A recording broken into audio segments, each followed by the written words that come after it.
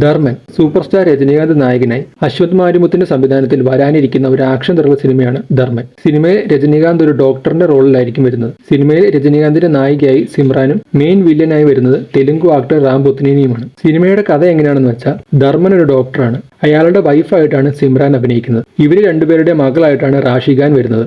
റാഷി ഖാനയുടെ ലവറായിട്ടാണ് റാം പോത്തിനേനി വരാൻ പോകുന്നത്. ഇതിനിടയിൽ ഇവർക്കിടയിൽ ഉണ്ടാകുന്ന പ്രശ്നങ്ങളാണ് സിനിമ പറയുന്നത്. അതുകൂടാതെ സിനിമയിൽ സിമ്രാനും റാഷി ഖാനയും കൂടാതെ മൂന്നാമതും ഒരു ഹീറോയിൻ കൂടി ഉണ്ടാവാൻ സാധ്യതയുണ്ട്. സൂര്യ 47 സിനിമയുടെ അപ്ഡേറ്റ്സ് ഉടനെ തന്നെ വരുന്നതായിരിക്കും. സൂര്യ 48ന്റെ ഷൂട്ടിംഗ് ഓൾറെഡി തന്നെ തുടങ്ങിക്കഴിഞ്ഞു. സൂര്യ 49ന്റെ കാര്യം പറയുകയാണെങ്കിൽ സിനിമയുടെ സംവിധായകനായി ഒന്നെങ്കിൽ എച്ച് വിനോദ് അല്ലെങ്കിൽ അയാം ഗെയിം സിനിമയുടെ സംവിധായകൻ നഹാസ്. ഇവരിൽ രണ്ടുപേരിൽ ആരെയുമായിരിക്കും സംവിധായകനായി വരിക.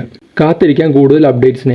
അറ്റ്ലിയുടെ അല്ലു അർജുന്റെയും വരാനിരിക്കുന്ന ബ്രഹ്മാണ്ഡ സിനിമയുടെ ഭാഗത്ത് നിന്ന് ഇപ്പോൾ വന്നിരിക്കുന്ന ഒരു വലിയ അപ്ഡേറ്റ് സിനിമയിൽ ഒരു ഹോളിവുഡ് ആക്ടർ ഉണ്ടാകുമെന്നാണ്. അത് വേറെ ആരുമല്ല, വിൽ സ്മിത്ത് ആണ്. വിൽ സ്മിത്തിന്റെ ഒരു ക്യാരക്ടർ റാക്ക സിനിമയിൽ ഉണ്ടാവാനുള്ള എല്ലാ സാധ്യതയും കാണുന്നുണ്ട്. ഒന്നെങ്കിൽ വിൽ സ്മിത്ത് ആയിരിക്കും റാക്ക സിനിമയുടെ മെയിൻ വില്ലൻ, അല്ലെങ്കിൽ വിൽ സ്മിത്തിന്റെ ഒരു ക്യാമിയോ ആയിരിക്കും സിനിമയിൽ ഉണ്ടാവുക. വിൽ സ്മിത്ത് വന്നാൽ റാക്ക സിനിമയുടെ ബഡ്ജറ്റ് കൂടും. സാധാരണ ഒരു സിനിമയ്ക്ക് വേണ്ടി വിൽ സ്മിത്ത് വാങ്ങുന്നത് 300 തൊട്ട് 400 കോടിയാണ്.